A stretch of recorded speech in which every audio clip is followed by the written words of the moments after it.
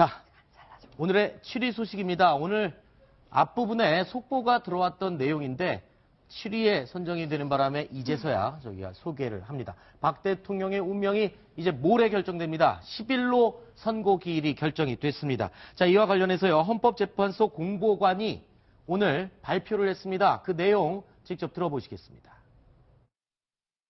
대통령 탄핵 사건에 대한 결정 선고는 2017년 3월 10일 11시에 하기로 한다. 선고에는 방송 생중계를 허용할 예정입니다. 자, 박근혜 대통령 탄핵 심판에 대한 선고 기일이 10일로 결정이 됐습니다. 오전 11시로 지금 밝혀졌는데, 자, 내일 모레입니다. 근데 이 발표가 원래는 어제 발표 날 거다 했는데 또 늦춰졌습니다. 이렇게 늦어졌던 이유는 뭡니까? 심 차장. 재판관들 8명만 아마 알고 있을 것 같습니다. 평의가 이루어지고 있는데요. 그 평의에서 이루어지고 있는 그 내용들은 그분들이 아마 무덤까지도 갖고 갈 얘기들이기 때문에 왜 늦어졌는지는 뭐 알 수는 없는데요. 평의 내용은 외부로 공개를 나중에 안 합니까? 헌재법에 따라서 절대 할 수 없게 돼 있습니다. 그렇기 네. 때문에 물론 평의 내용이 나중에 결정문에 반영이 되겠죠. 그렇죠. 그게 이제 결과물로 나타나는데 그거 이외에 누가 무슨 얘기했다 시시콜콜하게는 공개하지 않는 걸로 돼 있는데요. 어쨌든 아주 많은 그 언론에서도 예측했던 것이 이번 주 금요일 날에 선고가 나올 수도 있다. 그리고 이르면 어제 이런 선고 일정이 발표될 수도 있다. 이런 얘기가 있었는데 그거보다는 하루 늦춰진 것 같고요. 재판관들끼리 약간의 어떤 조율 같은 것들이 있지 않았을까 싶습니다. 자, 중대한 사건 그리고 아주 큰 이야기이기 때문에 이 선고 내용을 생중계를 허용을 했다라고 하는데 일반인들도 이 방청을 할 수 있는 겁니까?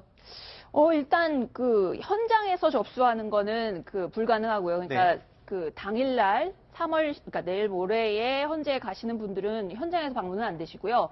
전자 추첨을 통해서 미리 예약을 한다고 해야 되나요? 그렇게 대기하는 분들 중에서 선정할 수 있고요. 네. 물론 아마 그날 현장에는 뭐 굳이 현장에 안 들어가더라도, 대신 판정안에 안 들어가더라도 헌재 앞이 아마 인산인해가 되지 않을까 싶습니다. 네. 그 촛불 집회 측, 태극기 집회 측 모든 사람들이 아마 몰려가서 생중계로, TV로 편안하게 못 보시는 분들 아마 저 앞으로 다 몰려가서 결론을 현장에서 목격을 하려고 하지 않을까 싶습니다. 그렇군요. 자, 이 3월 10일 내일 모레면은 그 결과를 알게 되겠지만 주변에 들리는 얘기가 많이 있으니까요. 이재명 차장은 어떻게 예상을 하십니까? 글쎄요, 굉장히 어려운 네. 얘기인 것 같습니다. 쉽게 말하기가 참 곤란한 얘기일 수 있는데, 네. 제가 볼 때, 인용적으로 많이들 얘기를 하고 있고, 실제. 그래서 저는 오히려, 이거 정말 조심스럽고 위험한 예측이지만, 굉장히 8대0 이런 식으로, 네. 원사이드가 나오지 않을까라고 저는 조심스럽게 예측해 봅니다. 자, 4가지 경우를 한번 생각을 해봤습니다. 첫 번째, 인용이 되는 경우, 기각이 되는 경우, 각하가 되는 경우. 세 번째, 이 각하는 그럼 어떤 경우를 말하는 겁니까? 각하는 이제 본안 심판 안 한다는 거예요. 그러니까 이제 대통령 대리인단 측, 네. 김평호 변호사를 비롯한, 그리고 이제 윤상현 의원도 저 얘기했죠, 자유한국당. 네. 그러니까 국회의 탄핵 소추 절차, 즉 국회가 탄핵을 의결해서 이 헌재까지 가져온 이 과정 자체가 적법 절차를 위반했기 때문에 이거 네. 아예 심판 대상이 안 되는 거다. 네. 그러니까 대통령이 파면을 할 만큼 잘못했는지 잘못하지 않 따져볼 필요도 없이 원천무효다 이렇게 생각하시면 됩니다. 그렇군요. 그래서 이제 각하를 주장하는 거고, 근데 제가 봤을 때는 각하가 나올 확률은 저는 극히 적다고 보고 인용 아니면 기각인데. 그렇죠. 이거 참 말씀드리기 참 힘들죠. 예. 경우의 수 중에 이틀 남았으니까 4번째. 기다려 보시죠, 뭐. 네, 4번째. 박근혜 대통령의 자진 사퇴. 이 부분은 가능성은 제로라고 저는 생각합니다. 제로라고. 1, 2, 3, 4 중에서 네. 이것도 위험한 예측이 될 수 있을까요? 위험해 보시죠. 내일 하루가 있겠는데. 내일 있기 때문에 네. 던질 가능성은 충분히 있다고 봅니다. 아, 그래요? 저는 오히려 반대로요. 네. 박근혜 대통령이 지금까지의 여러 가지 정치적으로 선택을 보면 늘 마지막에 승부수를 던지는 그런 모습을 많이 봤기 때문에 저는 던질 가능성도 없지 않아 있다. 그래서 4번도 조금 걸만하다 이런 생각이 듭니다. 그렇군요. 저는 약간 그러면 이렇게 과격하게 한번 걸어보면 네. 자진 사퇴하지 않고 어쨌든 인용이 되더라도 일단 박 대통령을 제가 하여튼 이전에 청와대를 출입할 때 박 대통령을 이렇게 관찰했던 바로는 나중에 재판이 몇 년이 걸리더라도 네. 본인이 지금 결백하다, 억울하다고 하는 부분이 워낙 많기 때문에 네. 그 재판을 뭐 예를 들어서 구치소를 들락날락하면서 그 모습이 언론에 공개가 되는 한이 있더라도 네. 본인의 무죄나 결백 같은 것들이 입증하기 위해서 끝까지 법정 투쟁을 할 거라고 생각을 합니다. 그렇군요. 그렇기 때문에 자진 사퇴 같은 일은 없을 거라고 생각을 하고요. 어쨌든 인용이 돼서 뭐 민간인 신문이 돌아간 다음에는 또 다른 법정 투쟁을 하지 않을까. 그렇군요. 미래를 자, 그러면- 예측하는 게 네. 쉽진 않지만 이제 인용에 대해서 얘기하시는 분들은 평의 시간을 많이 보시더라고요. 그러니까 네. 월요일에는 2시간 정도 평의를 했고 어제는 1시간, 그러니까 2시간 넘기지 못했고 오늘은 3시간 좀 남짓하게 했다고 하는데 평의 시간이 만약에 5시간, 6시간 이렇게 경로를 벌인다면 아직까지 어떤 그 결정을 내리지 못했다라고 얘기할 수 있지만 이미 좀 그분들 마음속에는 결정이 선 게 아닌가 이런 예상을 충분히 해볼 수 있다고 생각하고요. 그렇기 때문에 평의 시간이 짧아진 것이다. 그럴 수 있는 네. 여지가 충분하다고 보여집니다. 오히려 그 거꾸로 네. 도저히 의견을 이거는 조율을 할 수가 없으니 네. 그냥 짧게 합시다 하고 그런데 알아서 그러면 경론을 벌이겠죠. 어차피 그런가요? 그렇다면 선고일을 오늘 낼 수가 없는 상황인 거죠. 역사적 재판이기 때문에 그 네. 재판관들이 진짜 경론을 벌이는 과정에서 뭐 빨리 끝내자 이렇게 할 것 같지는 않고요. 네. 저도 뭐 김정한 기자 말씀하신 것처럼 굉장히 어쨌든 쟁점이 물론 굉장히 복잡한 것 같지만 여태까지 굉장히 여러 신문을 했기 때문에 의외로 재판관들 머릿속엔 쟁점이 굉장히 정리돼 있을 것 같고 그래서 저는 뭐 결론이 그렇게 어렵지 않게 났을 것 같다 이런 생각이 듭니다. 저도. 이 순간에 답을 알고 있는 유일한 존재가 하나 있습니다. 네. 헌법재판소 뒷뜰에 네. 600년 된 그 백송이 있어요. 네. 천연기념물로 지정이 된 600년 된 아주 고귀한 소나무인데 소나무입니다. 네. 그 소나무에는 헌법재판관 분들이 산책하면서 이야기해주지 않았을까요? 나무가 들었을 거라고요. 네, 거기 가시면 김영하 아마 알 수 선생님, 있을 것 같습니다. 오늘 지금 굉장히 진지하게 지금 다시 들으려고 했는데 깜짝 놀랐습니다, 저도. 깜짝 놀랐습니다. 그러니까 그만큼 분위기를 좀 어렵지 이렇게- 않은 말씀을 드립니다. 네, 알겠습니다. 백송만 헌법재판소 뒤뜰에 있는 백송만이 알고 있다. 즉 아무도 모른다는 얘기를 비유를 들어서 얘기를 해주신 것 같습니다. 아니, 자, 지금 현재 나오는 얘기들이 아직 결론이 결정되가 없다는 얘기 하지 네. 않습니까? 이제 그건 무슨 얘기냐면 헌재 재판과 마음속으로는 어느 정도 심증이 가 있겠죠. 그리고 그동안 이제 평의의 과정을 통해서 누가 찬성을 하고 누가 반대를 하는지는 어느 정도 얘기는 알 겁니다. 다만 이 토론 과정에서 생각을 바꾸는 사람이 충분히 있을 수 있거든요. 그렇기 때문에 이제 마지막 최종 결론을 10일 날 아침에 한다는 얘기죠. 그래서 자 마지막 순간 뭐 투표를 하든 손을 들든 네. 결정을 해서 그걸 가지고 이제 다수 의견 소수 의견 나눠서 주문을 결정한다는 그런 얘기라고 보시면 됩니다. 아, 그렇군요. 지금 제가 그거를 좀 여쭤보려고 했었는데. 아, 그러신가요? 통진당 해산 심판을 했을 예, 때 예. 당일에 이제 표결로 해서 그렇죠, 예. 했었던 걸로 알려지는데 같은 방식입니까, 이번에도? 그것도 마찬가지가 통진당 때도 그동안 평의를 하면서 통진당 해산이다, 해산 찬성이다, 반대다 얘기들이 계속 있지 않았겠습니까? 네. 그래서 이제 다수 의견, 소수 의견 거기에 맞춰서 작성을 해 놓은 것이고요. 그리고 그날 아침에 마지막 표결을 통해 가지고 아마 8대 1이었던가요? 그래서 인용이 8명, 그다음에 김희수 재판관 한 분이 이제 반대. 이렇게 해서 결론이 나온 거죠. 그렇군요. 아까 그 그래서- 경우의 수 4가지를 예.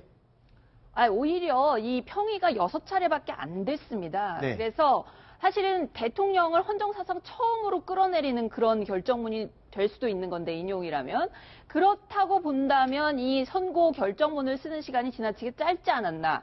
과거에 요런- 비교해 볼 때. 아니 과거가 없죠. 이건 선례가 그렇죠. 없으니까. 그렇기 때문에 대통령을 끌어내리는 결정문을 일주일 만에 쓴다는 거는 사실은 이거는 뭐 설득력을 정말 천재적으로 논리 구성을 잘한다든지 아니면 헌법의 위반 사항, 법률 위반 사항 같은 것들이 굉장히 명확하게 이미 한 2달 동안 확인이 됐다든지 네. 그랬기 때문에 이제 뭐 일주일 만에 다 쓸 수도 있지만 또 일주일밖에 안 되는 짧은 기간이기 때문에 네.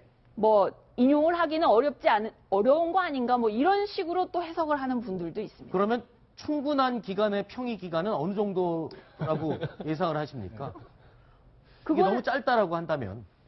그건 사실 상황마다 틀리죠. 네. 이제 네. 다만 이제 이런 문제들은 있어요. 이제 그 헌재 재판에 대해서 공정성과 신속성을 동시에 담보하기가 어렵지 않습니까? 그렇죠. 그러니까 이제 대통령 측에서 그런 얘기들 하는 거죠. 그러니까 좀 더 심리를 좀 길게 해서 네. 뭔가 우리의 얘기를 좀 더 반영할 수 있게 해달라는 얘기를 대통령 측에서 많이 계속 한 것이고, 왜냐하면 이정희 재판관 그 재판 기일을 데드라인을 걸쳐놓고 하는 것이 맞느냐라는 얘기들이 이제 대통령 측에서 하고 있는데 어쨌든 헌재가 그나마 충실한 심리를 해서 누구도 승복할 수 없는 멋진 결정문을 발표하기를 국민의 사람으로서 기원하겠습니다. 알겠습니다. 어쨌든 아까 잠깐 얘기를 나눠본 네 가지 경우의 수가 있었습니다만, 자, 인용이냐 기각이냐 이 두 개에 따라서 박근혜 대통령이 이제 업무에 다시 복귀를 하느냐 아니냐 이게 결정이 나는 거죠. 그렇습니다. 예. 인용이 되는 순간은 바로 그때부터 60일 후인 그러니까 5월 9일까지는 대선을 치러야만 합니다. 헌법상이요. 네. 그렇게 되는 거고 만약에 기각이 되면 당연히 대통령 임기는 보장이 되는 거고요.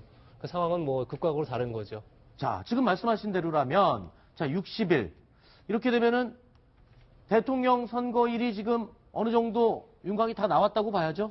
뭐 저는 60일 꽉 채울 것 같습니다. 왜냐하면 네. 이번에 원래는 이제 대통령 재보궐선거에서는 재외국민 선거가 없었는데 네. 법이 통과됐습니다. 그래서 선관위가 선거 업무를 하기에도 굉장히 빠듯한 시간이라 네. 60일 꽉 채우지 않을까. 그래서 뭐 5월 9일이 거의 확실할 걸로 보입니다. 아하, 선관위에서도 워낙 짧은 기간이기 때문에 준비를 해야 될 충분한 시간을 다 이용을 하고 그렇죠, 60일 예. 채운 뒤에 5월 9일. 왜냐면 그 전에 하면요. 그 전주라면 연휴 아니겠습니까? 연휴 때 사실은 대선 한다는 건 투표율이 지극히 떨어질 수 있기 때문에 네. 또 괜한 오해를 살 수가 있어요. 그때는 안 잡을 거고. 그 전주 4월 말로 돌아가면 너무 시간이 빠듯하지 않습니까? 한 네. 50일 정도 되는 건데 네. 그렇기 때문에 두 번째 주라고 하게 되면 8일과 9일 중에서는 5월 8일은 연휴의 끝물이기 때문에 역시 또 적절하지가 않고 그래서 아마 네. 단약이 인용되면 5월 9일 날 조기 대선이 있을 가능성이 제가 봤을 때는 100% 아닌가 싶어요. 4월 초순에 벚꽃이 핀다고 하거든요. 올해 개화 시기가 작년보다 한 이틀 정도 빨라졌다는데 개화가 만개가 이뤘을 때가 4월 13일이라고 기상청에서 발표를 했습니다. 그럼 벚꽃은 다 지고 난 뒤에 장미 대선 정도 되겠네요. 장미 인용되면. 대선. 예. 네, 이때는 장미가 이제 피기 시작하시니까. 그렇죠. 제가 헌재 공보관이 얼마 전에 했던 굉장히 의미심장한 얘기가 있어서 하나를 소개를 드리자면, 헌재 결정을 하는데 물론 사실관계도 중요하지만 이 결정으로 인해서 빚어질 앞으로의 국가적 혼란, 이런 것들에 대해서 헌재 재판관 8명이 굉장히 고심을 하고 있는 것 같습니다. 네. 그 미국에서 부시 후보와 그 고어 후보가 그때 다퉜던 그 정말 표는 어쨌든 고 후보가 훨씬 많이 가졌고 그 다음에 정치적인 어떤 그 선호 지지자들도 많았지만 결국 연방 대법원에서 부시 편을 들어주면서 그 선거에 대해서 굉장히 막 우리처럼 그 당시에도 극단적으로 나뉘어져 있었거든요. 네. 그럼에도 불구하고 당시에 그럼에도 불구하고 당시에 미국 국민들 그 결론이 나왔을 때, 연방대법원 결론이 나왔을 때 어쨌든 모두 승복하고 다들 이제 그 미국의 법치주의, 민주주의는 위대하다 이런 식으로 결론이 났거든요. 네. 어쨌든 이번 결론이 나온 뒤에도 우리나라 민주주의, 법치주의 살아있다는 걸 국민들이 좀 보여줬으면 좋겠다는 생각이 듭니다. 그렇죠. 일단 헌재의 결정에 승복을 하고 어떤 결정이 나든 기각이든 인용이든 그 결과를 존중할 줄 아는 그런 국민들의 성숙한 모습을 좀 보여줬으면 한다라는 바람을 이야기를 해봤는데요. 자, 일단 만약 탄핵이 기각된다면 어떻게 재심 청구는 가능한 겁니까? 그러니까 이제 그것도 대통령 측에서 나온 얘기 아니겠습니까? 네. 이게 이제 재심 얘기들을 하고 있는데 헌법재판소는 다른 민사형사재판과 다르게 단심입니다. 네. 뭐 민사재판, 형사재판 2심도 있고 뭐 고등법원, 대법원 이렇게 3심제지만 헌법재판 심판은 그게 없어요. 네. 그렇기 때문에 당연히 재심에 대한 어떤 규정도 없습니다. 그래서 재심을 원론칙적으로 불가능하다고 보시면 되고 네. 만약에 대통령이 여기서 탄핵이 기각되든 인용되든 10일 날 선고 하나로 대통령의 운명이 결정된다고 보시면 됩니다. 그래서 오늘 동아일보 송평인 칼럼이라는 데에 나와 있는 그 굉장히 좀 좋은 글을 저는 하나 소개를 해드리고 싶은데, 네. 법 위반을 그냥 뭐 횡단보도 하나 잘못 건넜다, 신호 한 번 잘못 위반했다 이런 거 갖고 하는 게 아니라 대통령, 헌법에 정해져 있는 우리나라의 딱 한 명인 이 대통령을 파면할 때는 그 법 위반의 중대성이 정말 완벽하게 입증돼야 된다, 이런 얘기를 오늘 동아일보 칼럼에서 나오는 소개된 게 있거든요. 네. 이 부분에 대해서 이미 헌재 재판관님들 8명 전부 다 알고 있을 거라고 생각하고요. 이 부분에 대해서 아마 결정문에 명확한 부분이 실리지 않을까 그렇게 예측을 합니다. 그렇군요. 자, 헌재 결과에 승복을 하고 인정을 해야 된다라는 이야기가 여기저기서 나오고 있는 가운데 지금 오늘부터죠. 친박단체들이 헌법재판소 앞에서 3박 4일 집회를 시작을 했다고요? 그렇죠. 이제 3박 4일이니까 10월 13일까지 오늘부터면 수, 목, 금, 토 이렇게 해서 해놓은 거 아니겠습니까? 네. 그러니까 어떻게 보면 이제 선고가 있는 금요일 날도 그 앞에서 시위가 있는 건데, 글쎄 뭐 저 시위 때문에 헌재 재판관들이 영향을 받아서 인용을 생각한 분이 기각으로 바꾸고, 기각을 생각하면 인용으로 바꾸고 그러진 않습니다. 그런 확률은 0%인데, 다만 뭐 지금 저기서 시위하는 것까지야 뭐 그렇다 할 수는 있겠으나, 만약에 이제 결과가 나왔을 때 그 결과가 본인들의 생각하는 것과 반대로 나왔을 때 이제 그 다음에 문제거든요. 그 다음에 사실 또 뭐 불복이라든지 뭐 그런 것들 하지 마시고 어떤 결정이 나든지 좀 승복을 하시기를 제가 부탁을 좀 드리도록 지금 안국역 사거리에 네. 12개 중대가 가 있다고 합니다. 만일의 사태에 대비해서 그만큼 우리나라 분위기가 지금 양분화되어 있잖아요. 제가 이제 아까 자막만 보고 이게 조심스럽긴 합니다만 청와대 측에서의 이 지금 현재 입장은 차분하게 결과를 지켜보겠다는 거잖아요. 네. 뭐 청와대든 정치인이든 저런 이야기 플러스로 어떤 결정이 나든 우리 국민 하나로 돼서 승복을 해야 된다는 이런 이야기를 하는 것이 정치인들의 책임이 아닐까 싶은데 네. 아직까지는 그런 이야기를 듣고 있는 것 같지 못해서 좀 안타까운 심정도 드네요. 네. 자, 이런 가운데 헌재 앞에서 단식 시위를 하던 자, 대통령 탄핵 기각을 위한 국민총궐기운동본부의 권영애 대표. 권영애 대표가 지금 굉장히 유명하고 쓰러졌다고요? 있어요. 옛날에 그 하나회를 해체하는데 그 김영삼 대통령을 도와서 했던 역할을 했던 국방부 장관 출신입니다. 장군 출신인데요. 어쨌든 저분이 탄기국이라는 그 단체를 만들어서 이번 탄핵 반대 시위를 이끌고 있는데 1일부터 지금까지 한 8일 동안 저 앞에서 계속 단식을 하고 있습니다. 탄핵 기각 또는 각하를 바라는 지금 거의 한 8순이 다 돼 가시는 걸로 알고 있는데요. 8순 맞습니다. 네, 올해 80입니다. 네, 그렇게 됐는데 하여튼 전 안기부장도 지냈고 국방장관도 지냈고 그런 분위기 때문에 어쨌든 뭐 이 탄핵이 얼마나 부당한지 이런 것들을 좀 온몸으로 보여주기 위해서 이렇게 단식을 하신 것 같은데요. 안타깝게도 오늘 저렇게 혈당이 떨어지는 바람에 갑자기 구급차에 실려서 병원으로 이송되는 그런 일이 있었습니다. 그렇군요. 김태현 변호사께 하나 여쭤보겠습니다. 자, 헌재 재판관 모두 8명입니다. 그런데 각기 총 원래는 9명이어야 하는데 지금 박한철 재판소장이 지금 퇴임을 했기 때문에 8명 중에 자, 3명이 다 다릅니다. 임명을 누가 했느냐에 따라서. 근데 누가 임명을 했느냐도 이번 결정에 영향을 끼칠 수 있는 요소가 되는 건가요? 그게 원래 헌재 헌법재판이 있을 때마다 저걸 합니다. 표분석, 표계산을 합니다. 누가 임명, 보수, 진보, 중도 이렇게 얘기를 하는데 뭐 그렇다고 해서 사실은 헌재 재판관들의 기본적인 성향 자체의 문제는 있습니다. 예를 들어서 뭐 보수적인 예를 들면 단적인 게 이제 여당 추천하신 분은 당연히 보수 성향일 거고, 야당 추천하신 분은 진보 성향일 거고, 그래서 그런지 김희수 재판관이 이제 통진당 해산 때 유일하게 이제 반대 의견 내신 분 아니겠습니까? 그런 본인들의 어떤 정치적인 성향이나 이념적인 어떤 생각, 가치관의 차이는 있으나, 이렇게 중대한 사항을 본인이 누가 임명했는지에 따라서 본인이 그동안 어떤 생각과 가치관을 가지고 있는데에 따라서 결정할 것이라고 저는 말씀드리고 싶진 않네요. 오늘 저희가 전직 재판관 노무현 전 대통령 탄핵 심판에 참여했던 재판관분하고 저희 기자가 통화를 했는데 평의에 대해서 시시콜콜 무슨 얘기 했었는지는 얘기해 줄 수 없지만 이게 작은 일이면 양보하고 타협을 할 수가 있는데 국가의 존립에 관한 일이고 내 인생관 모두가 걸린 일. 저거 이제 재판관들 이름으로 다 결정문이 나올 거거든요. 저게 자자손손 그다음에 앞으로 우리나라 역사에 남을 겁니다.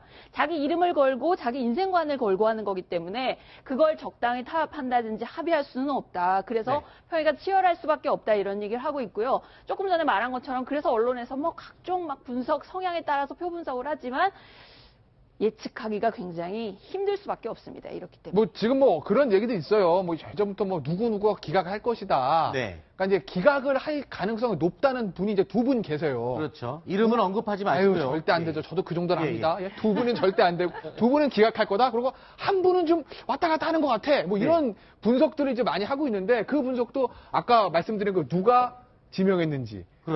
어떤 평소에 성향을 가지고 있는지 그거에 따라서 그 2분이 막 기각할 거다. 한 분은 잘 모르겠는데 뭐 2.5명 뭐 이런 얘기들 하는데 그건 뭐 금요일 날 11시 되면 11시 반 정도 되면 알겠군요. 그리고요. 지금 대통령 측 변호인단 그리고 대통령의 입장은 지금 어떨지 그게 궁금하거든요. 어떻게 뭐 정치부에 좀 들리는 얘기는 없습니까? 변호인단의 분위기라든가 뭐 이런 내용은? 변호인단은 뭐 지금 말할 것도 없이 굉장히 지금 뭐 강렬하죠. 마지막 여론전을 피기 위해서 뭐 이제 집회 장소도 많이 나가시고 사실 언론에도 많이 나오고 있고요. 실제 아까 얘기했지만 이제 기각이나 각하가 돼야 할 이유들 막 여론전을 마지막 이제 펴고 있는 거죠. 그래서 뭐 안건을 다 같이 한 번에 국회 통과시킨 게 문제가 있다. 그다음에 8명이서 심리한 게 문제가 있다. 여러 가지 이제 문제를 들어서 뭐 마지막 여론을 피고 있는데 뭐 청와대는 조용한 것 같습니다. 청와대는 지금 뭐 어제 이제 어제 청와대 관계자 몇 명 만났었는데 뭐 그냥 뭐 그야말로 이제 9일 그러니까 10일 날 어떤 이제 결정이 날지만을 지켜보고 있는 거죠. 거기에 따라서 모든 결정되기 때문에요. 네. 어떻게 결과에 좀 승복을 하겠다라는 입장인가요? 아니면 그냥 격하게 인용이 될 경우에는 가만히 있지 않겠다. 이런 분위기겠죠, 사실, 당연히. 청와대는 오히려 더 차분한 것 같습니다. 제가 느낄 그래요? 때는요. 뭐 이게 지금 이 상황에서 뭐 청와대가 흥분할 일도 아니거니와 그리고 또 워낙 이제 한 석 달 이상을 사실상 직무정지 상태, 그러니까 그 직무정 상태에서 사실상 입술을 놓고 있었기 때문에 뭐 결과를 뭐 수용하고 안 하고 이럴 얘기할 처지도 아닌 것 같습니다. 제가 네. 보기에는. 현실적으로 일단- 그 불복의 얘기가 나올 수가 없는 게 기각이 되면 당연히 뭐 업무 복귀하는 거 그냥 하면 되는데 그렇죠. 근데 인용이 됐을 경우에 박근혜 대통령한테 닥친 문제는 뭐 승복 뭐 이런 문제가 아니라 네. 당장 인신의 문제예요. 그렇죠. 만약에 파면이 되면 바로 이제 삼성동 가셔도 일반인 아니겠습니까? 그렇죠. 그럼 과연 이제 그 촛불 집회를 하시는 그쪽 이제 야당 쪽 입장에서 빨리 수사해라 이런 얘기가 나옵니다. 네. 수사를 받아야 되는지 그럼 인식 구속이 어떻게 되는지 이런 현실적인 문제가 있기 때문에 거기에 대해서 뭐 승복을 안 하고 할 거를 생각할 여유가 현실적으로 있지 않을 거예요. 자, 일단 선고기일이 정해지고 그 날짜를 기준으로 60일. 자, 대통령 선거 날짜가 정해졌습니다. 자, 이 마당에 지금 현재 지지율 1, 2, 3, 4위가 거의 이틀에 한 번씩 계속 발표되고 있었는데 그러면 지금 현재 1위를 달리고 있는 사람이 2달 후에 선거를 하면은 가장 유리하게 되는 건가요? 어떻습니까? 어떻게 해석을 예측을 해볼 수 있을까요? 그 2달 안에도 지지율이 급반등할 수 있는 그런 일들이 벌어질까요? 여지는 충분히 있죠. 아, 그래요? 일주일이면 민심 전 두세 번 받겠다 생각하고 아하. 뭐 2달이면 뭐 지금 꼴등 후보가 1등이 될 수도 있고 뭐 여러 아. 가지 변동이 있을 수 있다고 생각합니다. 이제 어떤 후보가 지금의 촛불, 그러니까 탄핵 전국 민심을 어떻게 붙잡느냐가 중요한 것 같고 그런 점에서는 어쨌든 지금 굉장히 갈등과 분열이 심하기 때문에 통합의 메시지를 내는 쪽에서 유리하지 않을까 저는 개인적으로 생각합니다. 예. 그렇군요. 자, 정치는 살아있는 생물이다라는 말을 많이들 하는데 지금 2달이면은 민심이 두세 번은 확 바뀔 거다 이렇게 얘기를 했어요. 어떻게 보세요, 김태현? 노무현 대통령이 당선될 때 10월 2달 전 10월 중순에 지지율 어땠나 한번 오늘 방송으로 다 찾아보세요. 네네. 또 확 바뀌지 않습니까? 그랬었죠. 그리고 새누리당 이번 총선 장려자 참패했잖아요. 그 2달 전 2월 달에 어떻나 보다. 분위기 좋았습니다. 네. 2달 만에 참패하지 않습니까? 네. 그 판이 바뀔 수도 있다는 거고 더군다나 이제 이 탄핵 전에는 박근혜 대통령에 대한 탄핵에 대한 민심이 워낙 컸으나 만약에 네. 탄핵이 인용이 되게 되면 이제 그건 끝난 얘기라는 거죠. 원래 사실은 이 대선이라는 게 총선과 다르게 과거에 대한 평가가 아니라 미래에 대한 투표라고 하는데 네. 사실 지금까지 대선판은 이 과거, 이 박근혜 대통령 심판으로 여기까지 왔던 거는 맞거든요. 그럼 이제 만약 박근혜 대통령 이제 파면이 되게 되면 그 다음에는 이제 미래를 생각하는 어떤 구도가 펼쳐질 거기 때문에 당연히 판은 몇 번은 바뀔 거라고 저도 보고 있습니다. 알겠습니다. 자, 헌재의 심판 기일이 공지가 되면서 이와 관련된 이야기 자세하게 나눠봤습니다. 자, 다음 나머지 순위들 확인해 보시겠습니다.